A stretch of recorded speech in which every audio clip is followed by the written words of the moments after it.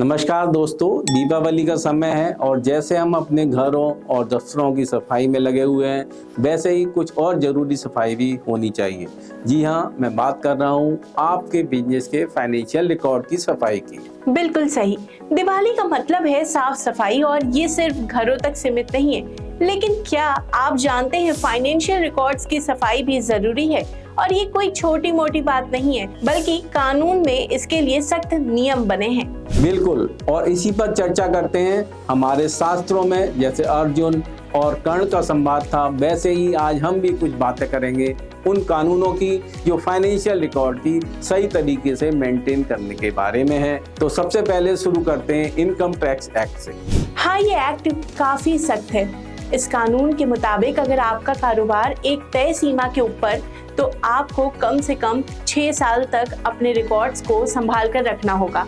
लेकिन ये सीमा क्या है, ये तो आप ही बेहतर बता पाएंगे विकास जी। जरूर। इनकम टैक्स एक्ट के तहत अगर आपका कारोबार या प्रोफेशन की इनकम 1,20,000 रुपए से ज्यादा है या टर्नओवर 10 लाख रुपए से अधिक है, तो आपको अपने फाइनेंशियल रिकॉर्ड 6 साल तक रखने होते हैं। अगर आपकी company XYZ enterprises private limited है, तो ये वित्तीय वर्ष 2023-24 में है, तो आपको 2018-19 से लेकर 2023-24 तक के रिकॉर्ड रखने होंगे।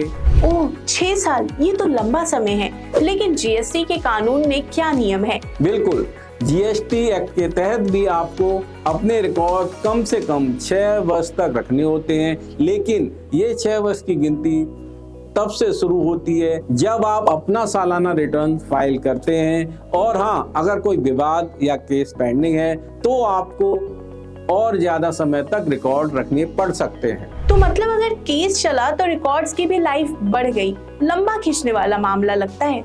हाँ, और यही नहीं, कंपनियों के लिए भी अलग से नियम है। कंपनी एक्ट के तहत आपको अपने फाइनेंशियल रिकॉर्ड पूरे 8 साल तक रखने होते हैं। 8 साल? लगता है ये रिकॉर्ड्स फाइलों में नहीं, लॉकर में रखनी चाहिए, नहीं तो साफ सफाई के चक्कर में कहीं गलती से फेंक ना दें। बिल्कुल, और अगर आपने रिकॉर्ड नहीं रखे तो कानून के तहत भारी जुर्माने का सामना भी करना पड़ सकता है।